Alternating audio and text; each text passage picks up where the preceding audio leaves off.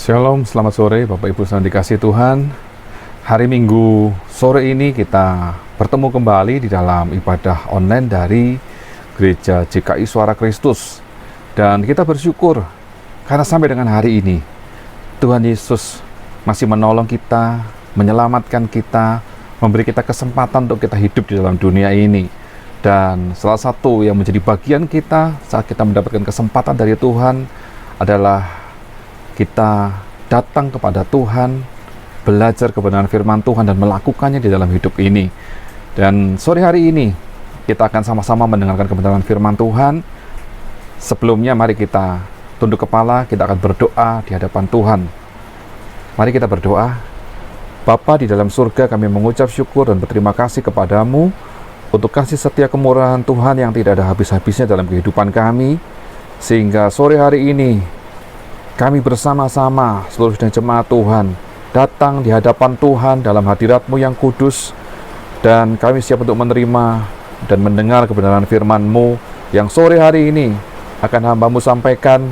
Sekali lagi Bapa, sucikan, kuduskan hamba-Mu, urapi hamba-Mu ini, supaya hanya isi hati-Mu, supaya hanya kerinduan-Mu yang berlaku atas setiap sidang jemaat Tuhan, dan kami semua terus diperbaharui dalam kehidupan kami melalui kuasa Roh Kudus, untuk hidup kami semakin kuat, semakin teguh di dalam Engkau Bapa. Kami mengerti apa yang firman-Mu akan disampaikan pada sore hari ini, dan hidup kami akan diubahkan menjadi hidup yang penuh dengan sukacita dan kemenangan di dalam Kristus Yesus. Terima kasih Tuhan, kami siap mendengar firman-Mu. Hanya di dalam nama-Mu kami berdoa, kami mengucap syukur. Sama-sama katakan amin.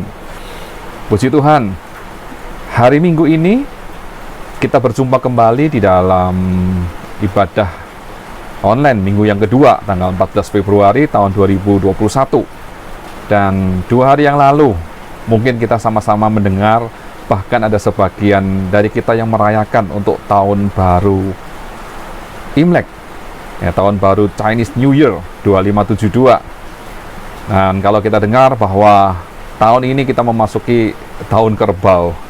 Dan sebelum memulai khotbah pada sore hari ini, saya mengucapkan selamat tahun baru Imlek buat yang merayakannya.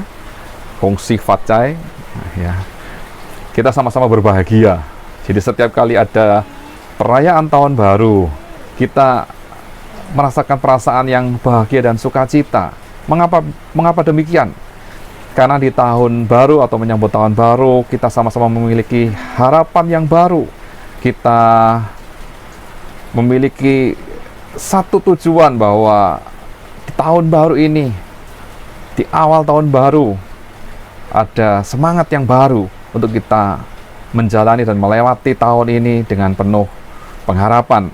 Nah, lalu kita juga mungkin banyak membaca di grup WA bagaimana teman-teman kita, saudara-saudara kita, bahkan keluarga kita saling mengucapkan ucapan selamat tahun baru dan memberikan harapan-harapan yang luar biasa baik dan indahnya. Nah, di dalam salah satu grup WA saya membaca satu kisah yang cukup menarik, ya, yang saya ingin bagikan buat kita semua. Mari kita dengarkan bersama-sama, ya. Tahun baru Cina dari tahun yang lalu yang disebut dengan tahun tikus masuk menuju ke tahun kerbau. Nah, ceritanya begini. Di hari berakhirnya di dunia, tikus menatap kerbau dengan sayu, penuh perasaan bersalah. Ia berkata, "Teman, maafkan aku. Di tahun kedatanganku malah membawa malapetaka bagi kalian. Pandemi berkepanjangan tiada akhir, penderitaan, kesedihan, kesulitan ekonomi, dan yang lain-lainnya terjadi. Sehingga aku meninggalkan beban yang begitu berat untukmu." Ini yang dikatakan oleh seekor tikus kepada kerbau. Lalu kerbau tersenyum dan berkata, "Hai tikus, tidak perlu kau khawatir dan merasa bersalah. Aku ini kerbau. Takdirku memang harus bekerja keras agar semua menjadi baik. Justru aku merasa lebih diringankan di saat kedatanganku, karena kau sudah ajarkan kemampuan untuk bertahan hidup dan mental yang kuat bagi dunia, sehingga akan lebih mudah bagiku untuk menggiring semua orang untuk lebih bekerja keras tahun ini agar semua kembali menjadi lebih baik. Kamu sudah membuat mereka kuat dan menjadi lebih siap ketika aku tiba. Karena tahunku bukanlah tahun yang mudah. Semua orang harus bekerja lebih keras dari tahun-tahun sebelumnya, bahkan dari 11 tahun sebelumnya. Nah, terima kasih tikus. Dan tikus ini pergi dengan tertawa dan bangga karena dirinya sudah membuat kerbau lebih percaya diri untuk kedatangannya di tahun ini. Nah, si tikus pun merasa tenang dan menikmati hari terakhirnya. Lalu dia bergumam, terima kasih kerbau, semoga di kedatanganmu nanti dunia ini akan menjadi lebih indah dan lebih baik. Satu cerita yang cukup menggelitik, cukup lucu, tapi mengandung banyak makna. Memang, tahun lalu sampai dengan tahun ini, kita masih berada di dalam masa pandemi ya, di dalam kondisi ekonomi yang belum menjadi lebih baik, di mana pembatasan kegiatan masyarakat masih dijalankan dan dilakukan, bahkan lebih diterapkan ke area yang lebih mikro lagi. Dan tidak sedikit dari teman-teman kita juga mungkin yang terpapar sakit kena COVID-19, bahkan ada yang harus diisolasi mandiri, dan mungkin ada yang masuk ke dalam rumah sakit mendapatkan perawatan. Dan bersyukur ada yang bisa pulih dan sembuh, tetapi tidak sedikit juga dari teman-teman yang mungkin kita kenal, bukan hanya yang usia lanjut, tapi yang usianya masih muda pun ternyata harus berpulang, meninggal dunia karena virus ini. Di tengah kondisi yang seperti ini, ada satu harapan, ada satu doa yang selalu dipanjatkan kepada Tuhan yang Maha Kuasa, Tuhan yang Maha Esa. Apalagi di tahun baru Cina, tahun baru Imlek ini, ada banyak harapan-harapan yang disampaikan, yang Bapak Ibu Saudara dan saya juga sudah membacanya di dalam kiriman-kiriman di dalam grup WA, ataupun secara pribadi dari teman-teman, sahabat, saudara yang kita kasihi. Apa saja sih ucapan-ucapan tersebut? Nah, kita sering mendengar di tahun yang baru ini, semoga bahagia dan mendapatkan kemakmuran. Semoga beruntung dan mendapat untung yang banyak. Semoga berkelimpahan dan mendapat kemakmuran sepanjang tahun. Semoga semua berjalan dengan lancar. Semoga kesehatanmu terus bagus. Semoga selamat dan damai kemanapun engkau pergi. Semoga seluruh keluarga diberi dan dipenuhi oleh kebahagiaan. Semoga bisnis selalu maju. Semoga sehat selalu. Semoga kegembiraan tahun baru ini selalu menyertai dan bersamamu sepanjang tahun. Ini ucapan-ucapan bahagia yang diucapkan satu dengan yang lain saat menyambut tahun baru. Karena ada begitu banyak harapan terhadap tahun yang baru ini. Nah, di sini kita melihat harapan-harapan itu ditujukan kepada siapa? Tentu kepada orang-orang yang kita kasihi, kepada teman saudara seiman kita. Itu merupakan doa kita bagi mereka semua. Dan pernahkah kita berpikir, siapa yang bisa memberikan atau memenuhi semua harapan tersebut? Keinginan untuk hidup bahagia, penuh dengan kemakmuran, kelimpahan, bahkan kelancaran, kesehatan, keselamatan, kedamaian, bahagia, sukacita. Siapa yang bisa memberikan semua itu? Manusiakah? Manusia tidak bisa memberikan semua itu. Mari saya berikan satu jawaban yang pasti. Yang bisa memberikan semua itu hanyalah Yesus Kristus. Sekali lagi saya tekankan, semua yang kita harapkan, semua kebaikan yang kita inginkan, tidak bisa diberi oleh dunia ini. Tidak bisa diberi oleh manusia siapapun itu. Yang bisa memberikan semuanya ini hanyalah Yesus Kristus. Maka bersukacitalah dan berbahagialah kita yang sore hari ini mendengarkan kebenaran firman Tuhan ini, lalu percaya akan kuasa nama Yesus dan menerima Yesus sebagai Tuhan dan Juru Selamat di dalam hidup kita, maka kita disebut sebagai orang-orang yang berbahagia. Dan sore hari ini saya akan bagikan juga kata-kata bahagia yang diucapkan oleh Tuhan Yesus buat kita semua, yang menjadi harapan kita saat kita percaya kepada Yesus sebagai Tuhan dan Juru Selamat. Kita baca dalam Injil Matius 5 ayat 3 sampai 12. Di sini ada 9 kata-kata berbahagialah dan 1 kata-kata bersukacita dan bergembiralah. Saya bacakan firman Tuhan ini, Matius 5 ayat 3. Berbahagialah orang yang miskin di hadapan Allah, karena merekalah yang mempunyai kerajaan surga. Berbahagialah orang yang berduka cita, karena mereka akan dihibur. Berbahagialah orang yang lemah lembut, karena mereka akan memiliki bumi. Berbahagialah orang yang lapar dan haus akan kebenaran, karena mereka akan dipuaskan. Berbahagialah orang yang murah hatinya, karena mereka akan beroleh kemurahan. Berbahagialah orang yang suci hatinya, karena mereka akan melihat Allah. Berbahagialah orang yang membawa damai, karena mereka akan disebut anak-anak Allah. Berbahagialah kamu, jika karena aku, kamu dicela dan dianiaya, dan kepadamu difitnahkan segala yang jahat. Bersukacita dan bergembiralah, karena upahmu besar di surga. Sebab demikian juga telah dianiaya nabi-nabi yang sebelum kamu.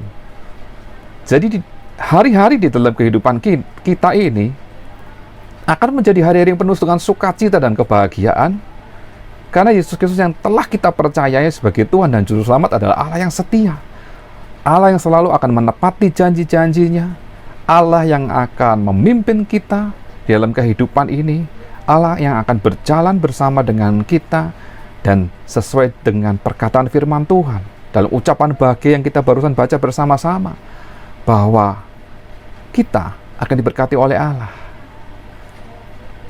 Lalu mungkin juga kita berpikir saat ini, mengapa kita perlu kebahagiaan, kita perlu kemakmuran, kita perlu kelancaran, kesehatan, keselamatan, dan kedamaian di dalam menjalani hidup di dunia ini?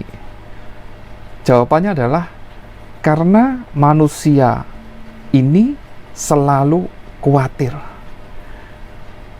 Hidup kita saat ini, kita masih hidup di dalam tubuh jasmani, di mana kita masih dipengaruhi oleh lingkungan kita, dipengaruhi oleh keadaan di dalam keluarga dan rumah tangga kita, bahkan oleh pekerjaan kita, di mana banyak hal-hal yang membuat kita khawatir. Dan saya mau katakan, kekhawatiran ini adalah musuh yang terbesar dari iman kepada Allah. Saat kekhawatiran dalam hidup kita bertambah, saat kita mulai takut menghadapi situasi dan kondisi yang ada di dalam dunia ini, berarti pada saat itu juga kadar imanmu sudah mulai berkurang di hadapan Tuhan. Jadi salah satu musuh yang terbesar dari iman percaya kita kepada Tuhan adalah kekhawatiran. Dan ini menjadi hal yang saat ini begitu banyak terjadi di dalam kehidupan setiap anak-anak Tuhan sekalipun. Sore hari ini, mari kita belajar bahwa apa yang kita khawatirkan itu mungkin saja tidak terjadi dalam hidup kita. Sore hari ini kita juga harus belajar bahwa apa yang menjadi kekhawatiran kita selama ini sebetulnya berbanding terbalik dengan iman kita kepada Tuhan. Saat kita menyerahkan kekhawatiran kita kepada Tuhan, maka kita akan melihat iman kita yang bertambah, itu akan memampukan kita untuk menjalani semua ini dengan semangat, dengan kekuatan yang dari Tuhan, dengan sukacita yang dari Tuhan. Dan tadi kalau kita sudah baca ya, di dalam Matius 5 ayat 3 sampai 11 tadi, di mana kita mendengar kata-kata yang berbahagia, yang berbahagia, yang berbahagia. Satu kata-kata positif yang kita dengar, kita baca, kita percayai. Tetapi di dalam Matius 5 ayat 3 sampai dengan 11, saya juga bisa menyampaikan kekhawatiran yang sering dialami oleh manusia. Apa itu?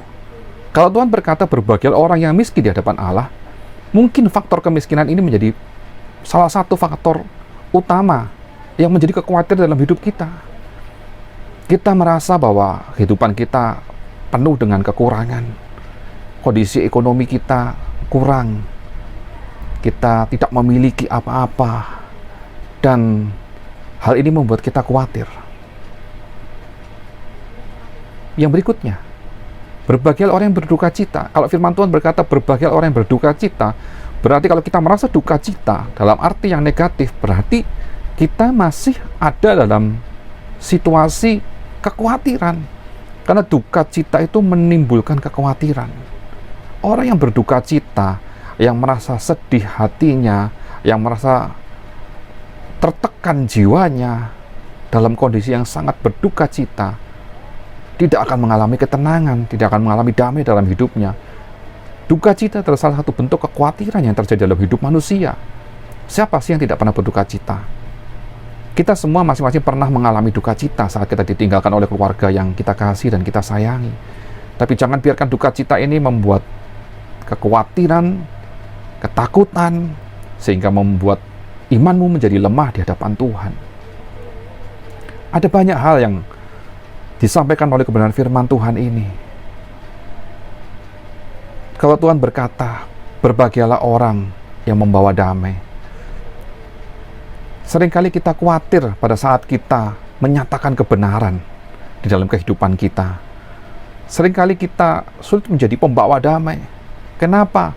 Karena ada banyak kejadian saat kita menjadi orang yang membawa damai, kita sering justru menjadi sasaran amarah, sasaran kesalahan, padahal niat kita baik untuk mendamaikan, tetapi kita malah yang disalahkan. Kalau firman Tuhan juga berkata, berbahagialah orang yang murah hatinya. Seringkali kemurahan hati kita sering disalahgunakan, disalahartikan.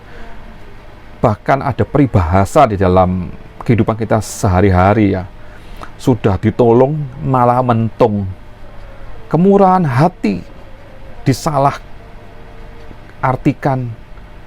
Bahkan seringkali kita dimanfaatkan kebaikan hati kita ya, sering dimanfaatkan oleh orang-orang yang tidak bertanggung jawab untuk makin merongrong kemurahan hati kita. Tapi firman Tuhan berkata, berbahagialah orang yang murah hatinya, karena mereka akan beroleh kemurahan. Tapi ini menjadi satu kekhawatiran tersendiri dalam hidup kita. Kalau Tuhan Yesus berkata, berbahagialah orang yang dianiaya oleh sebab kebenaran, kita khawatir kalau kita menyampaikan kebenaran. Kenapa? Kekhawatiran inilah yang melemahkan iman kita sehingga kita tidak percaya akan kuasa Tuhan. Saat kita menyampaikan Injil kebenaran firman Tuhan, menyampaikan kebenaran firman Tuhan, kita khawatir kalau kita nanti dianiaya oleh karena kita menyampaikan kebenaran, dan membuat hidup kita dipenuhi oleh kekhawatiran-kekhawatiran tersebut. Bahkan di dalam ayat 11 dikatakan, berbahagialah kamu jika kamu dicela dan dianiaya dan kepadamu difitnahkan segala yang jahat. Pernah difitnah orang? Pernah difitnah oleh teman baik kita? Pernahkah kita difitnah bahkan oleh keluarga kita yang terdekat sekalipun atas apa yang tidak pernah kita lakukan? Rasanya sakit bukan? Rasanya sedih bukan? Rasanya kita ingin melawan dan membalas. Tapi firman Tuhan berkata, berbahagialah kalau kita mengalami hal seperti itu. Jangan biarkan hal seperti itu menjadi kekhawatiran di dalam hidup kita. Jangan biarkan hal negatif itu terus merongrong kehidupan kita, sehingga iman percaya kita kepada Tuhan semakin lemah. Hari ini firman Tuhan berkata, berbahagialah karena Tuhan. Mengapa kita dikatakan berbahagia? Kita juga harus tahu apa yang Tuhan Yesus katakan tentang kekhawatiran. Karena kekhawatiran itu kan musuh daripada iman. Salah satu musuh yang terbesar dari iman percaya kita kepada Tuhan. Padahal iman itu membawa kita kepada kebahagiaan di dalam Yesus Kristus. Matius 6 ayat 31. Sebab itu janganlah kamu khawatir dan berkata, apakah yang akan kami makan? Apakah yang akan kami minum? Apakah yang akan kami pakai? Mengapa kita tidak boleh khawatir sih Tuhan? Apalagi ini menyangkut sandang, pangan, papan, yang menjadi kebutuhan primer, kebutuhan pokok dalam kehidupan kita. Kenapa sih sering kita bertanya kepada Tuhan, bukankah ini hal yang manusiawi, ini hal yang normal? Kalau kita tidak ada makanan yang bisa kita makan, tentu kita khawatir, tentu kita takut. Kenapa saya tidak boleh khawatir? Perhatikan firman Tuhan ini. Firman Tuhan berkata, Segala hal kekhawatiran ini, sandang pangan papan, itu hanya dicari oleh bangsa-bangsa yang tidak mengenal Allah. Loh, kok bisa firman Tuhan berkata demikian? Ada ayatnya. Matius 6 ayat 32 berkata, semua itu dicari bangsa-bangsa yang tidak mengenal Allah. Akan tetapi, Bapamu yang di surga tahu bahwa kamu memerlukan semuanya itu. Matius 6 ayat 32 merupakan kelanjutan dari Matius 6 ayat 31. Jadi kalau firman Tuhan berkata, jangan kamu khawatir terhadap apa yang kamu makan, kami minum, atau kami pakai, itu tentu ada alasan yang kuat. Dan Tuhan menyatakan, semua itu dicari oleh bangsa-bangsa yang tidak mengenal Allah. Lalu bagaimana dengan kita? Apakah kita mengenal Allah kita dengan baik, dengan benar? Apakah kita percaya kepada Allah kita yang kita kenal di dalam nama Tuhan Yesus Kristus ini? Allah yang sanggup menyediakan dan mencukupkan segala keperluan kita. Di dalam Matius 6 ayat 32, bagian B dikatakan, akan tetapi Bapamu yang di surga tahu bahwa kamu memerlukan semuanya itu. Itulah sebabnya Tuhan berkata, jangan khawatir apa yang kau perlukan sandang pangan papanmu. Apa yang sekarang ini menjadi kekhawatiran dalam hidupmu, khususnya yang berhubungan dengan kebutuhan pokok dan primer dalam hidupmu. Tuhan berkata, Bapamu yang di surga itu tahu bahwa kita memerlukan semuanya itu. Yang Tuhan inginkan hanyalah kita tetap percaya. Jangan khawatir. Yang Tuhan inginkan adalah supaya iman kita tetap teguh, kokoh, kuat di dalam Tuhan. Dan firman Tuhan yang sudah kita baca tadi menyatakan dengan jelas, kita tidak perlu khawatir. Kita harus yakin dan percaya sesuai dengan firman Tuhan yang tertulis dalam Filipi 4 ayat 19 yang berkata, Allahku akan memenuhi segala keperluanmu menurut kekayaan dan kemuliaannya dalam Kristus Yesus. Mari sama-sama katakan amin. Haleluya. Kita punya Allah yang mengerti, kita punya Allah yang peduli, kita punya Allah yang tahu akan segala keperluan kebutuhan kita. Bahkan Allah yang juga berjanji bahwa segala keperluan kebutuhan kita akan dipenuhi menurut kekayaan dan kemuliaannya di dalam Kristus Yesus. Maka dari itu Bapak Ibu yang dikasihi Tuhan, berbahagialah di dalam Tuhan. Berbahagialah karena Tuhan. Serahkan hidupmu sepenuhnya kepada Tuhan. Percayalah dengan segenap hatimu bahwa pimpinan dan penyertaan Tuhan akan sempurna. Sekalipun perjalanan hidupmu penuh dengan tantangan, dengan masalah, dengan duka cita, tapi kita bisa yakin, bisa percaya. Kalau tadi di awal saya katakan, setiap menjelang masuk pergantian tahun ke tahun yang baru, selalu ada harapan-harapan yang penuh dengan kebahagiaan. Maka saat ini saya katakan, yang bisa memenuhi seluruh harapan itu, yang bisa membuat harapan itu terrealisasi adalah Yesus Kristus.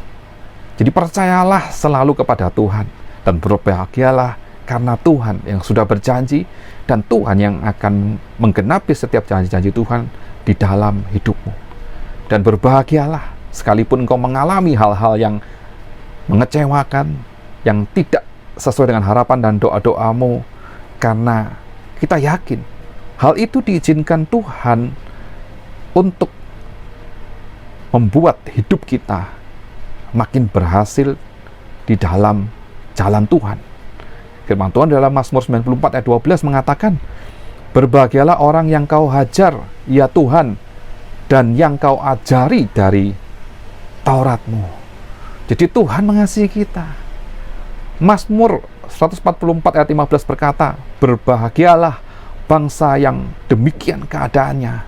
Berbahagialah bangsa yang Allahnya ialah Tuhan.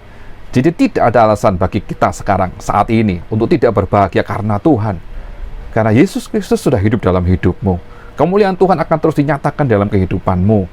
Dan sebagai ayat yang terakhir, kita baca dalam Mazmur 89 ayat 16 dan 17. Berbahagialah bangsa yang tahu bersorak-sorai, ya Tuhan. Mereka hidup dalam cahaya wajah-Mu, karena nama-Mu mereka bersorak-sorak sepanjang hari, dan karena keadilan-Mu mereka bermegah Berbahagialah seluruh sidang jemaat Tuhan yang mendengar kebenaran firman Tuhan pada sore hari ini. Percaya bahwa setiap kebenaran firman Tuhan yang disampaikan ini adalah perkataan Allah, dan setiap perkataan Allah melalui janjinya di dalam firman Tuhan ini pasti akan digenapi, dan pastilah Allah akan memberkati kehidupan kita saat kita hidup takut Tuhan, sungguh-sungguh dengan Tuhan, selalu bersyukur kepada Tuhan, dan kita melihat bahwa cahaya kemuliaan Tuhan terus akan dinyatakan dalam hidup kita, yang membuat hidup kita penuh dengan damai sejahtera, dengan sukacita dari Allah, dan kita berbahagia karena Tuhan. Puji Tuhan, Tuhan Yesus akan memberkati kita hari ini dan akan terus bekerja memperkuat iman kita hari demi hari, membawa kita kepada kemenangan demi kemenangan. Dan saya percaya setiap orang yang sungguh-sungguh percaya kepada Tuhan pasti akan mampu melewati dan menjalani tahun ini dengan keberhasilan, kemakmuran, kelimpahan, bukan karena kita percaya pada sio kerbo dan apa yang menjadi harapan saja, tetapi karena kita percaya kepada Yesus Kristus, Tuhan dan Juru Selamat yang membawa kebahagiaan buat kita semua. Amin. Mari kita tunduk kepala, mari kita berdoa, kita menyerahkan hidup kita ke dalam tangan Tuhan. Bapa Surgawi, kami sudah mendengar firman-Mu pada sore hari ini. Sungguh kami bersyukur atas setiap janji Tuhan, ya dan amin. Sebagai manusia biasa, kami menyadari ada banyak kekhawatiran dan ketakutan yang sering membuat iman kami menjadi lemah. Tapi sore hari ini kami mendengar janji firman-Mu, mendengar kebenaran firman-Mu. Kami menyatukan hati kami di dalam nama Tuhan Yesus.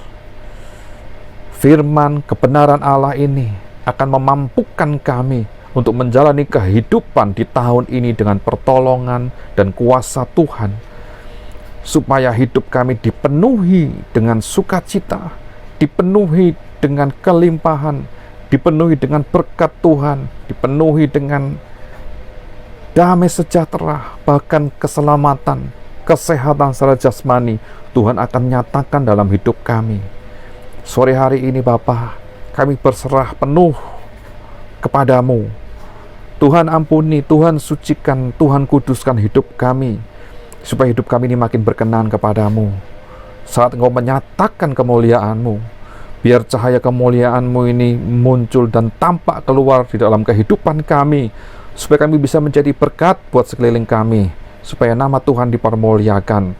Terima kasih Tuhan, terima kasih. Sekali lagi, segala pujian, hormat, kemuliaan hanya bagi nama-Mu, Allah yang kudus.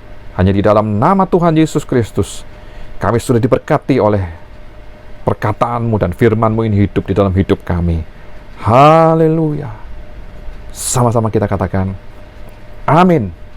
Puji Tuhan, Tuhan Yesus memberkati.